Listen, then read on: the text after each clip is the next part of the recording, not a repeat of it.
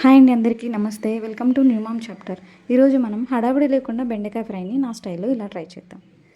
దానికి కావాల్సిన పదార్థాలు ఇక్కడ మెన్షన్ చేశాను. తయారీ విధానం: ముందుగా కడాయి తీసుకొని కడాయి వేడెక్కిన తర్వాత ఆయిల్ని యాడ్ చేసుకుందాం. ఆయిల్ని నేను ఇక్కడ 2 to 3 టేబుల్ స్పూన్ల వరకు యాడ్ చేసుకున్నానండి. ఆయిల్ వేడెక్కాక పల్లీలను వేసుకుందాం. పల్లీలు దోరగా వేగే వరకు వేయించుకుందాం. ఇక్కడ నేను అన్ని కొలతలు బెండకాయలు ఎంత అయితే తీసుకున్నామో దాన్ని బట్టి వేసుకుంటున్నామండి.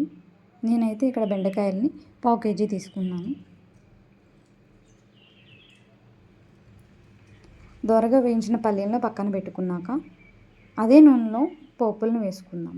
ఇక్కడ పోపుల కోసం నేను ఆవాలు, జీలకర్ర, పచ్చిశనగపప్పు వేసుకుంటున్నాను.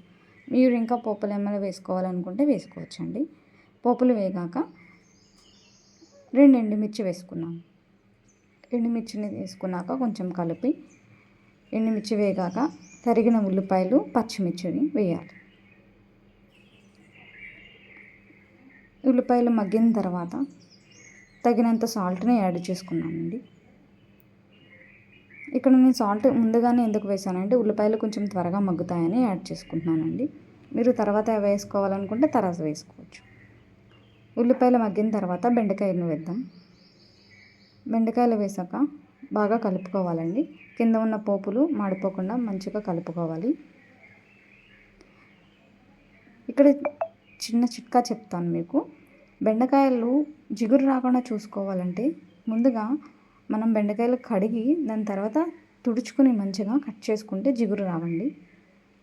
బెండకాయలు మగ్గే వరకు మూత వేసుకుందాం. బెండకాయలు కొంచెం మగ్గిన తర్వాత పసుపు, కారం తగినంత వేసుకున్నాం. పసుపు, కారం బాగా పట్టేలాగా మంచిగా కలుపుకుందామండి. వేసుకున్న అన్నీ బాగా మగ్గిన తర్వాత కొంచెం నేను కరివేపాకు యాడ్ చేశాను. ముందుగా వేయించుకున్న పల్లీలను వేసుకున్నాము. ఇక్కడ లాస్ట్లో నేను రుచికి బాగుంటుందని ఎండు కొబ్బరి యాడ్ చేసుకున్నానండి. టేస్ట్ కోసం మీరు కూడా వేసుకోవచ్చు, ఇది ఎక్సెప్షన్. ఇదండి మనం చేసుకున్న బెండకాయ ఫ్రైని. మీరు కూడా ట్రై చేయాలనుకుంటున్నారా? ఒకసారి ట్రై చేసి ఎలా ఉందో కామెంట్ చేయండి.